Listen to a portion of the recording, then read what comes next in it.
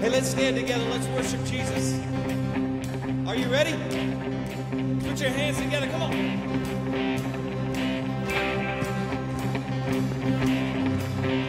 I was buried beneath, sing it out, my shame. Who could carry that kind of weight? It was my time till I met. I was breathing, but now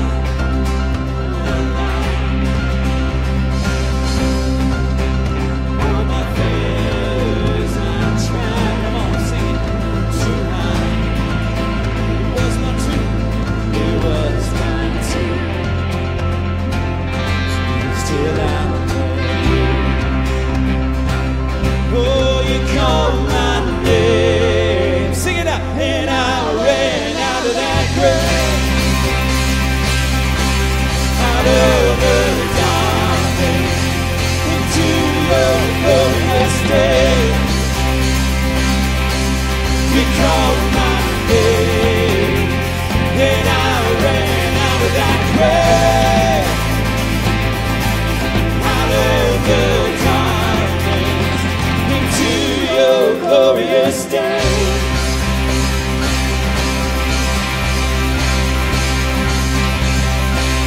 Sing it out, church. And now your mercy has saved my soul. That's it. And now your freedom is all that I know. Oh, the old made new. Jesus, when I met you.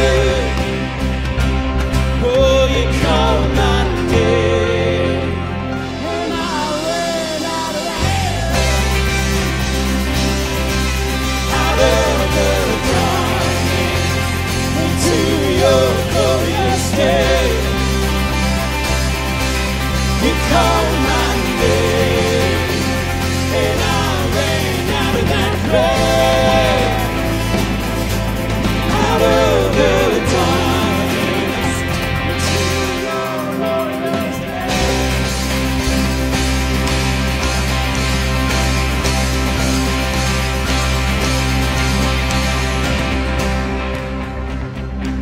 All right, we get to celebrate tonight. Are you ready to celebrate? We're going to celebrate His goodness, all that He has done for us, okay?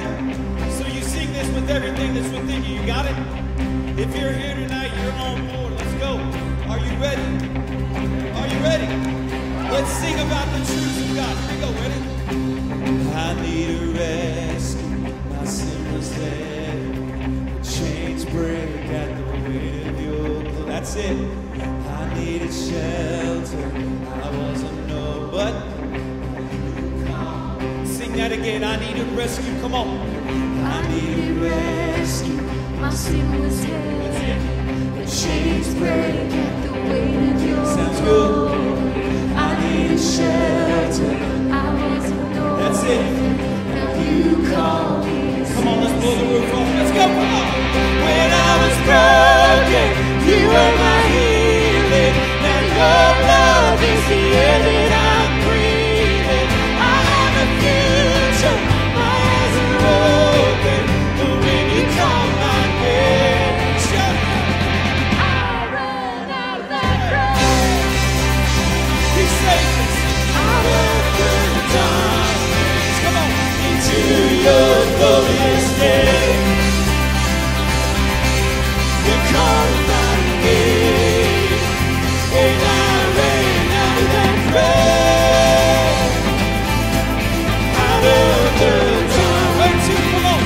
into your glorious Yeah. day. Cut.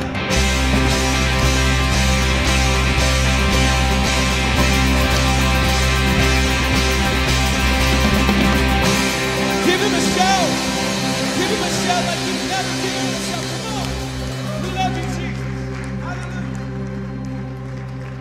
He has done great things, amen. He has done great things. We're going to sing a song that we sang at our last time that we met together for Vision. We sang about the great things of God. We sang it in this room, and not in this room, but in the FLC. You guys sang with all your might. It was beautiful. It was wonderful. Praise to God. We're going to do that again tonight because we're going to celebrate who He is, everything that He has done for us, and how He is using this church to proclaim who Jesus is, to lift up Jesus. Amen. Let's sing together. Thank you for the wilderness, where I learned to thirst for your bread. That's it, you got it. If I'd never known that place, that's it. How could I have known you better?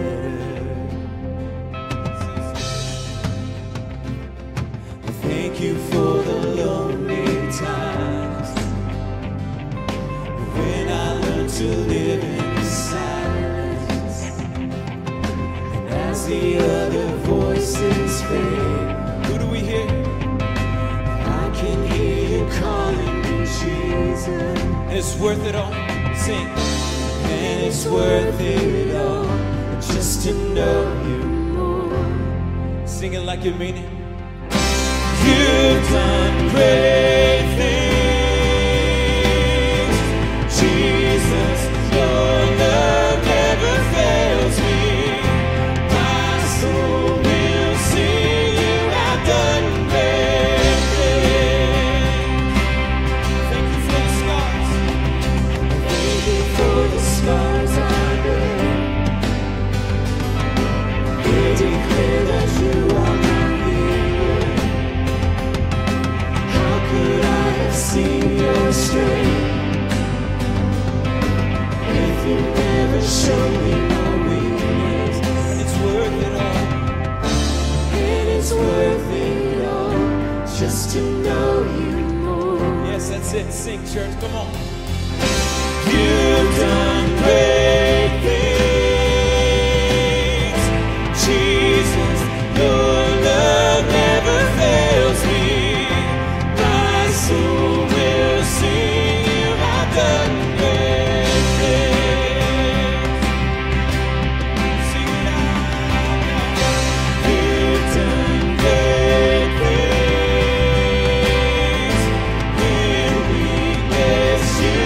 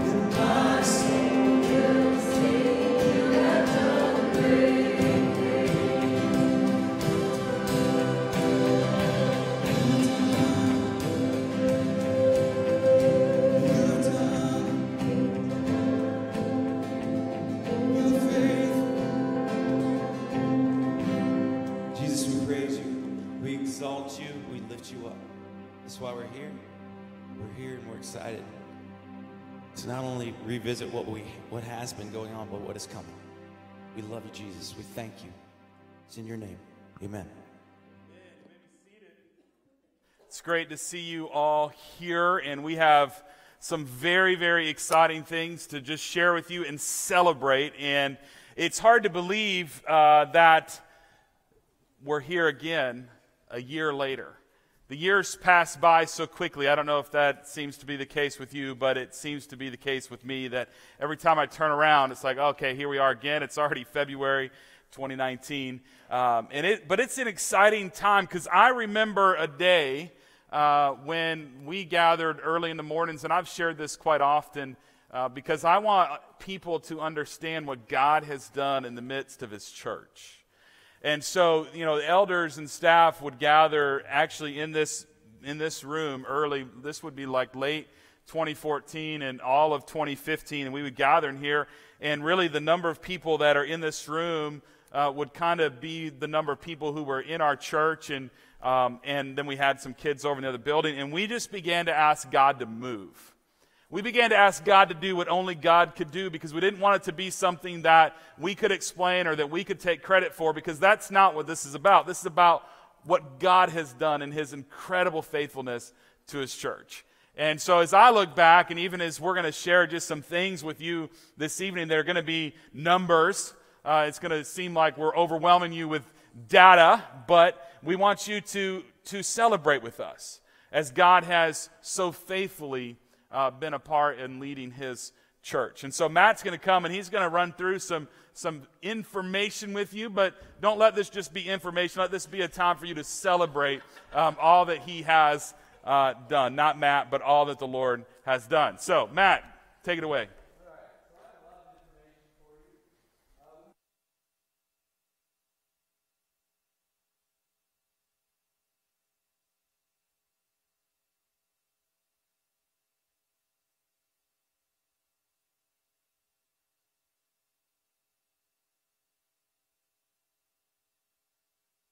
Is that better? All right. Can't blame the tech team for that one. So, all right. So when you came in this evening, you should have received a pie graph on your seat of the church budget. So what I want to do is I want to start on the 2018 side. So there's a 2018 and 2019 side. What you will see on the 2018 side is a big number that says $987,055. That was our church expenditures in the year 2018. So this covers everything that the church would have spent money on. 45% of that big orange part, that's our salaries. We appreciate that.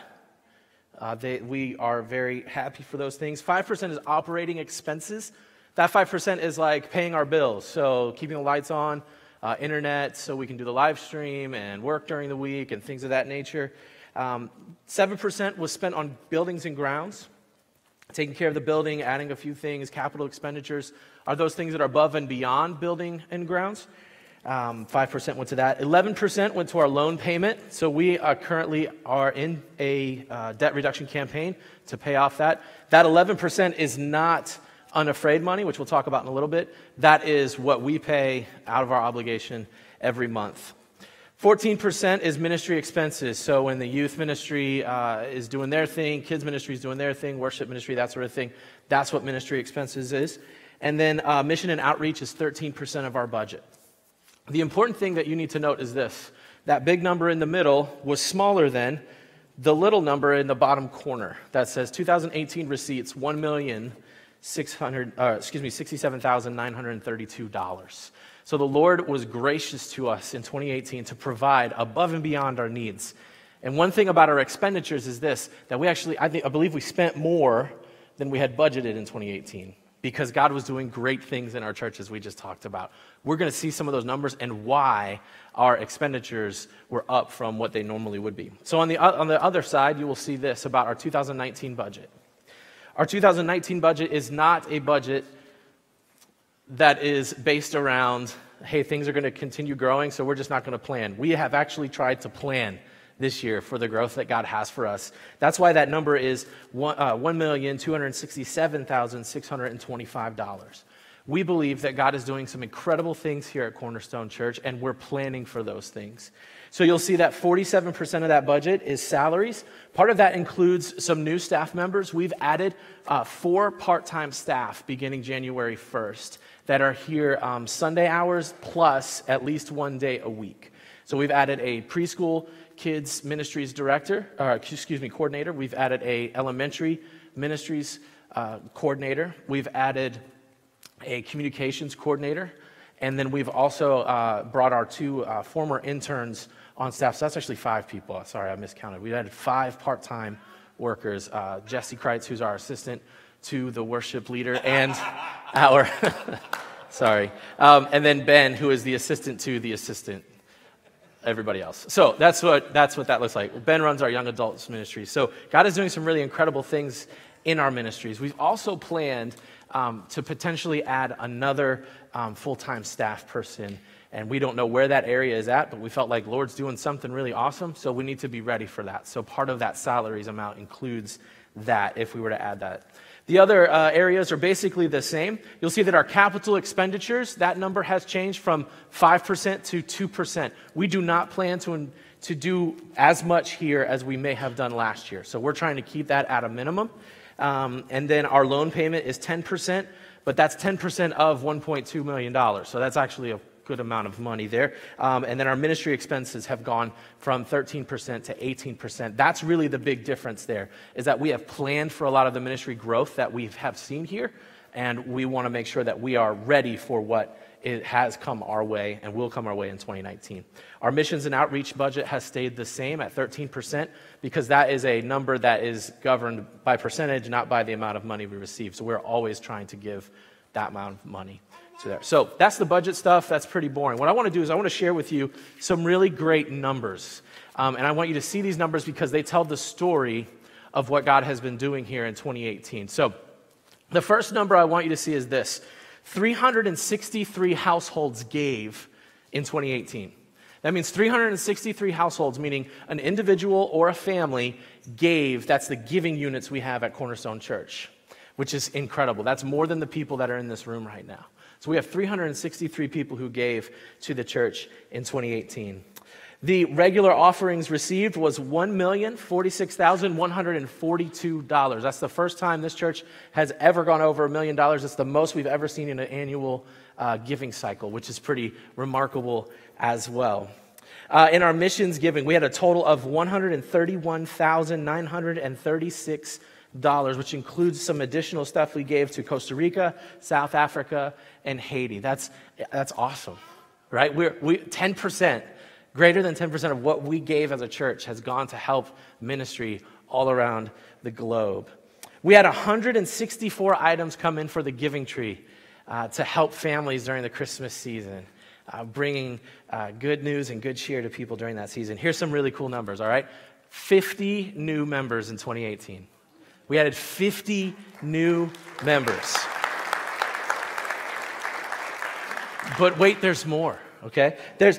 We had 38 baptisms in 2018. 38. We had 610 first-time guests in 2018. Now, Mark was showing me a number earlier. Mark, what was the number from 2014 that you saw? About 112. 112. Okay, so in 4 years, the Lord had increased our visitors' presence by 500 people.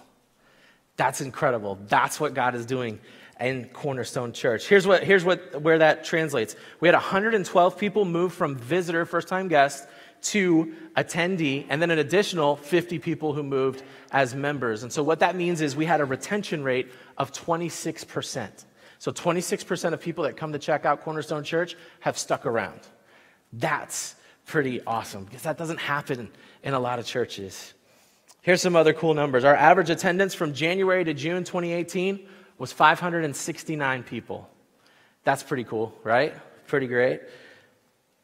Our average attendance from July to December. Did I get that backwards? I got that backwards. January to June was 513, and then it went up. Okay, that's how that works. To 569. So we added 50 people, right? That's great. And our average attendance But check out what our average attendance has been so far in 2019. 692 people. That's awesome. So for those of you that have been coming, you're coming at 8:30 in the morning or you're coming at 11:30 in the morning and you're just like, I don't really know if this was worth it. It's worth it.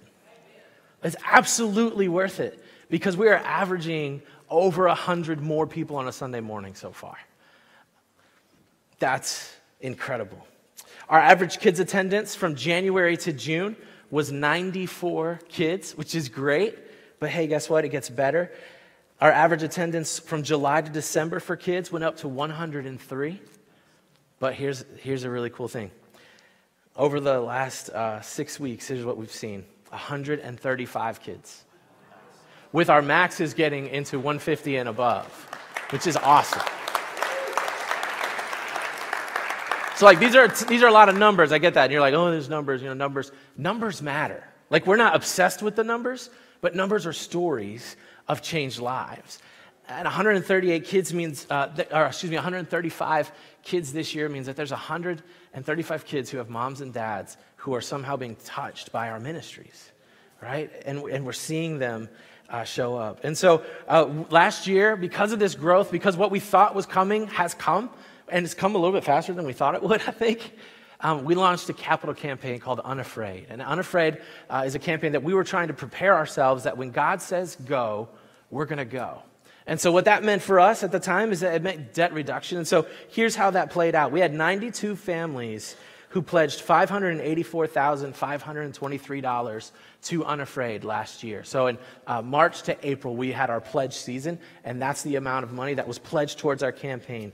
As of January 31st, 36% of those pledges have been received, totaling $212,702. So we are ahead of pace. Our anniversary for Unafraid is the end of March. So we're at 36%. That's good after year one. We're doing pretty good. We had a call with Marty Benton, one of the guy that was advising our campaign, and he seemed pretty pleased with where we were at. We also had an additional $32,366 come in of unpledged funds that were received.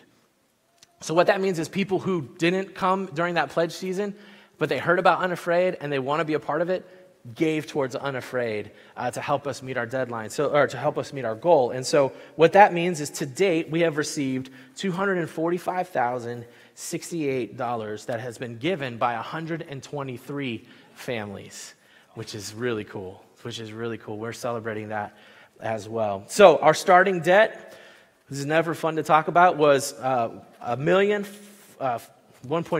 I'm not even going to try to work through all those numbers. You see them up there, right? So currently, what our debt is as of January 31st is $1.203832. And so what that means is we've paid off a good amount. We've been paying our loan amount, like you do on your mortgage. We've been paying our mortgage, but we've also been able to put down another $250,000 towards that debt and get that knocked down. So we're doing pretty good when it comes to those financial things. And God has been truly just unbelievably faithful to us in this time. And I just want to say this, I was standing up there, and I think the next thing I want to report is this. There are about 3 people in the room that know how to clap on beat.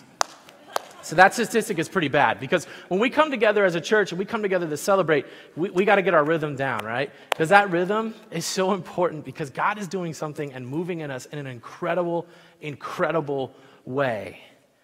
And we all have to keep moving forward. And we need you to keep moving forward. So thank you for your faithfulness. Thank you for giving towards the things that God has called us to, towards the ministry efforts that we've made. The Easter extravaganza was an incredible thing, and we're going to do that again coming up soon. And our Christmas outreaches, wow, what God has done, some really incredible, incredible things. But God doesn't do those things if we're not obedient. And so I just want to say, this is a little pat on the back. It's okay. You're a part of it. You're a part of it by being obedient to what God has led you to be a part of now, and by responding, by being involved. So thank you so much for your faithfulness to God. Thank you so much for being with us on mission. And we just want to celebrate so much what God is doing. So let's give God a clap of praise, as they say.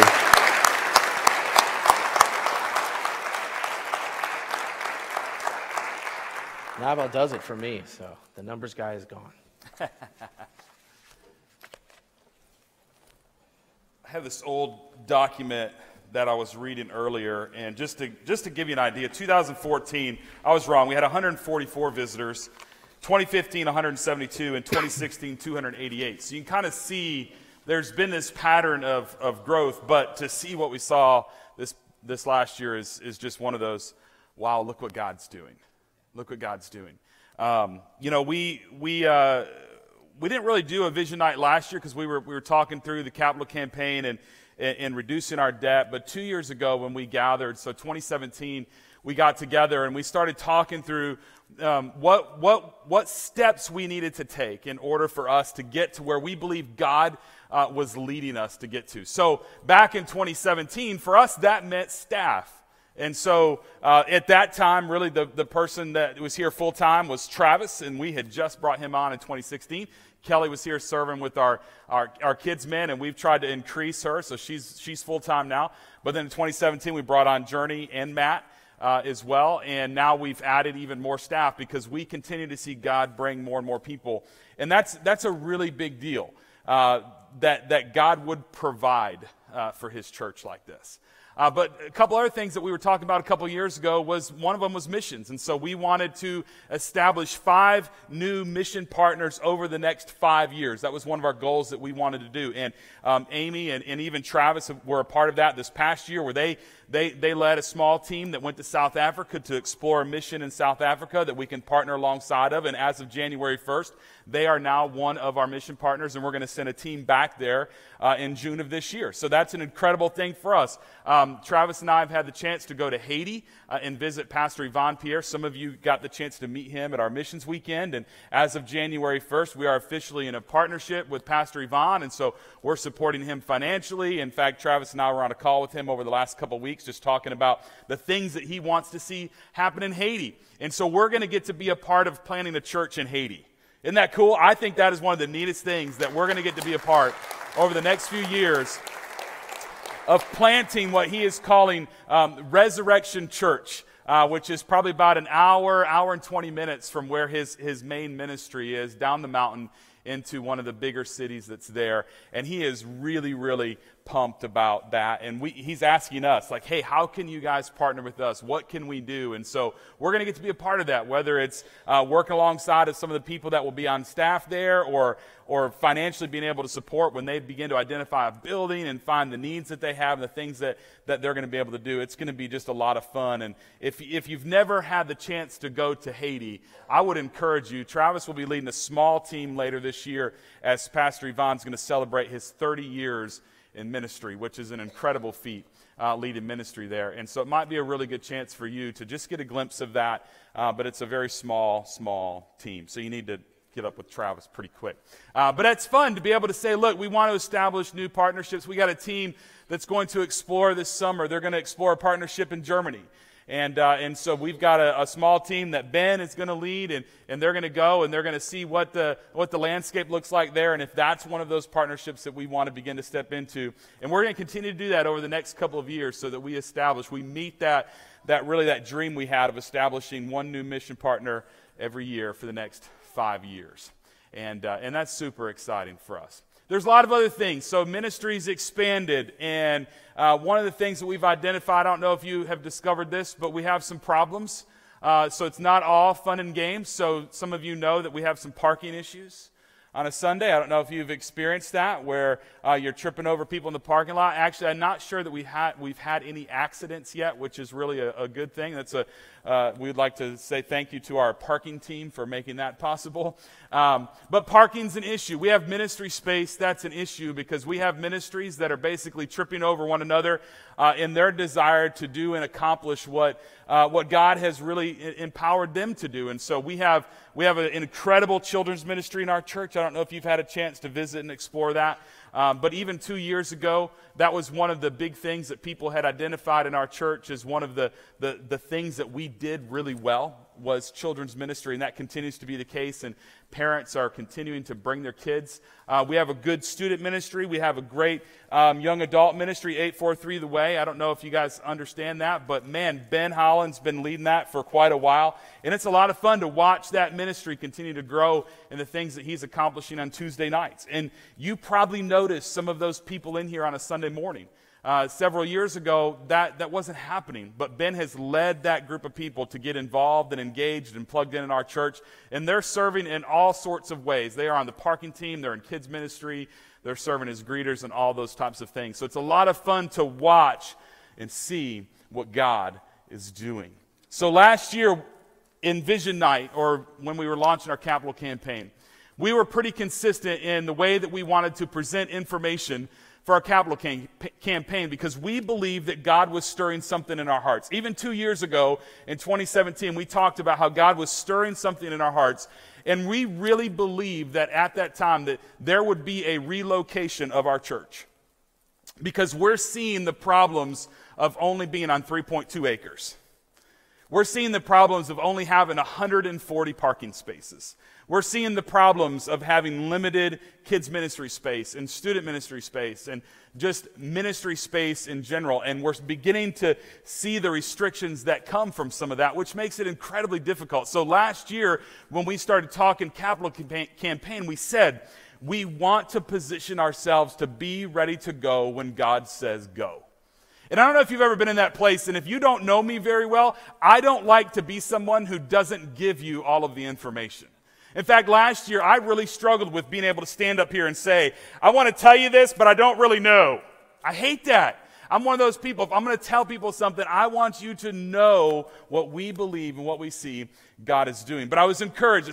They told me, I was talking with our elders and telling them about that, and they said, look, you just got to go and cast a vision. You believe God is stirring something in your heart, and that's what we just have to trust. And it's much like, way back then, it was much like Abraham.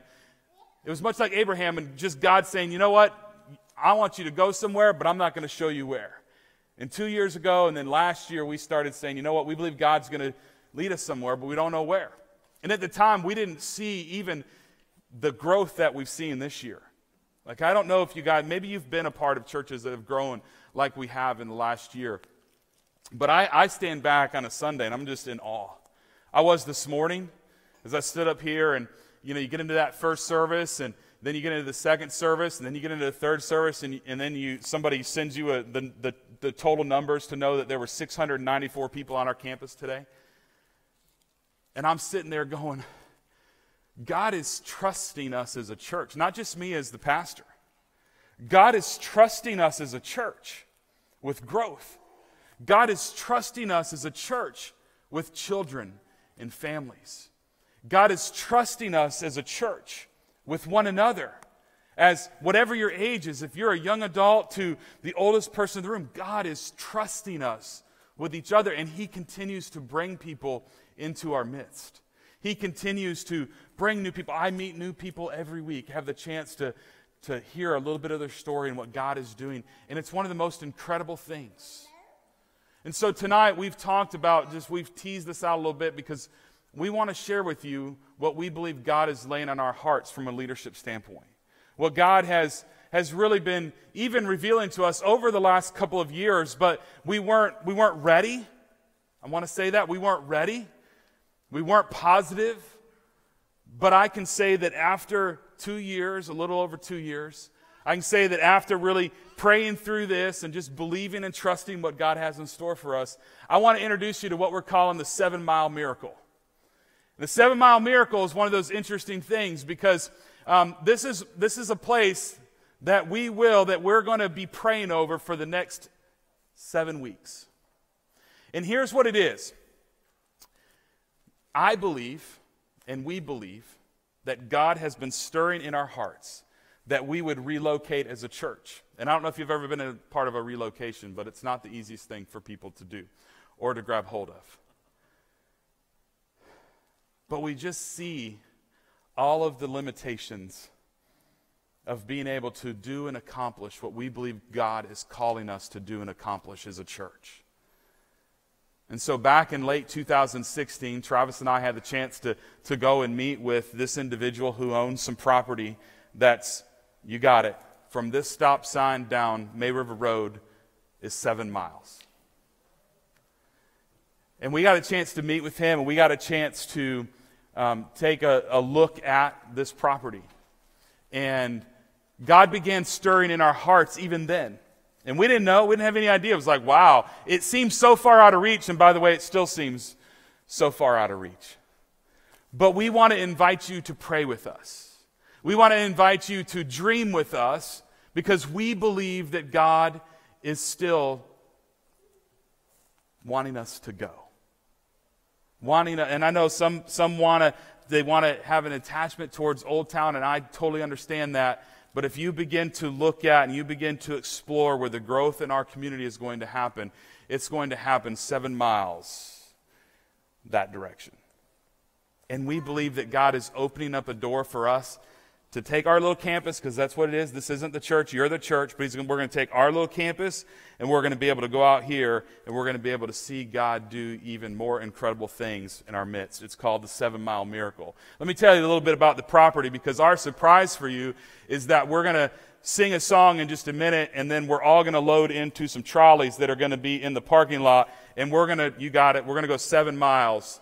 We're going to take you out there. And we're going to pray. And we're going to pray. And then, for the next 7 Sundays, we're going to meet out there at 4:30 in the afternoon. And we are going to map out 1 mile around the property. And we're going to, if you want a prayer walk, you're going to prayer walk 1 mile around that property and just pray. You can pray together with people. You can do it by yourself. But we're going to meet out there as a church every Sunday for the next 7 weeks. And we're going to pray over that property.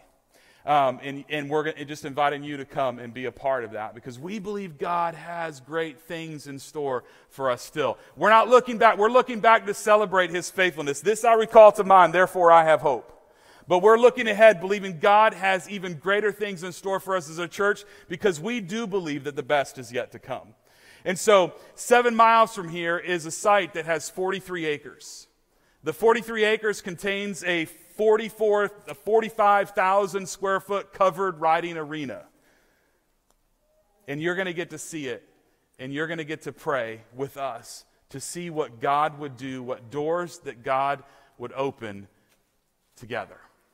And then as we go through this over the next 7 weeks, we're going to host what we're calling a little town hall meeting, where we're going to get together and talk through some things. And then one of the things that we as a church vote on, there's really two big things that you vote on as a church. One is hiring and firing me, which you're welcome to do that. And the second thing is that you're going to vote on the sale and acquisition of property. And so those are the two things. And so on March 31st, the last Sunday that we will be out there, we will host a business meeting where we will walk through the steps that we're going to take. And that's how we're going to approach it.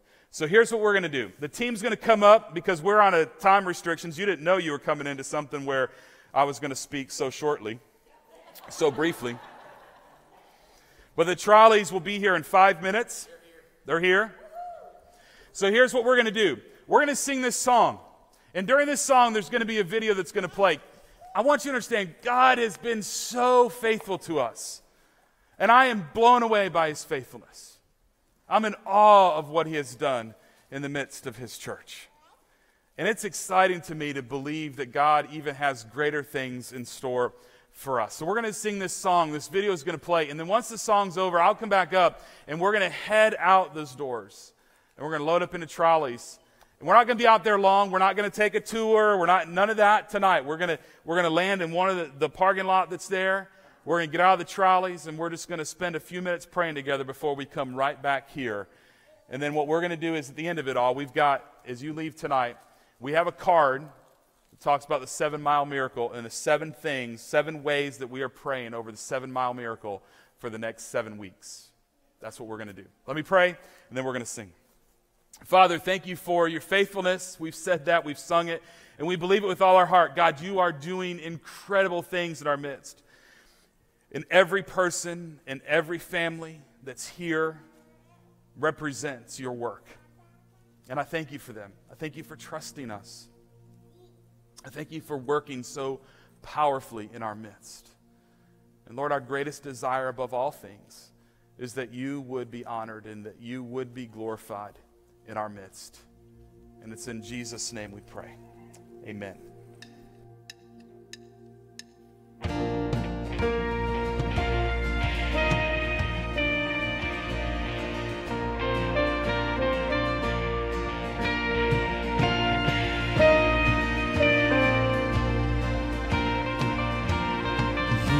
It easy to love you. You are good and you are kind. You bring joy into my life. You make it easy to trust you. You have never left my side.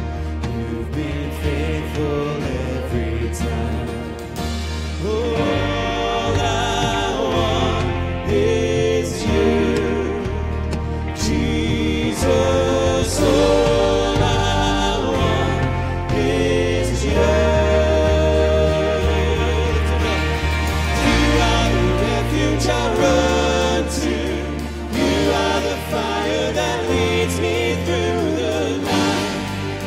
I'll follow you anywhere.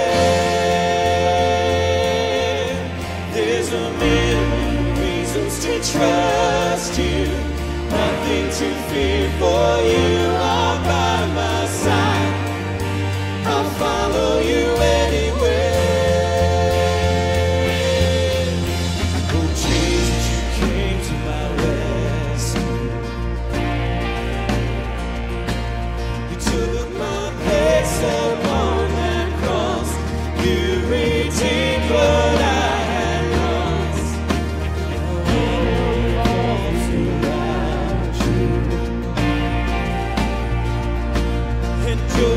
center of my life. You're the treasure, you're the prize.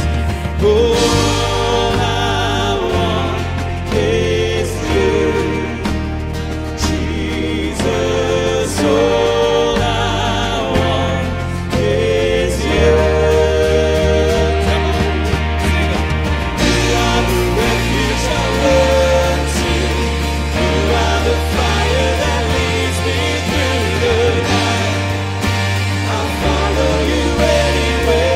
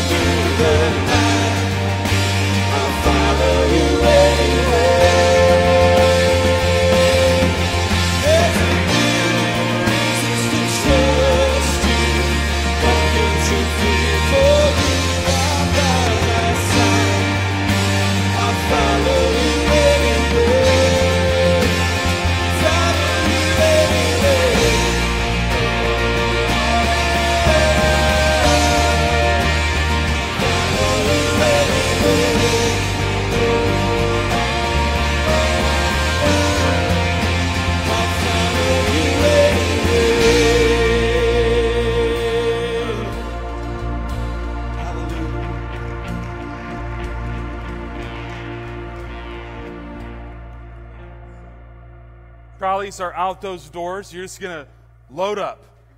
And when everybody's loaded, we're going to leave. And we're going to be out there for about 20 minutes. We're not going to stay long. We're going to huddle up. We're going to pray. And then we're going to come right back here. Okay? That's what we're going to do. So, out those doors, they will direct you.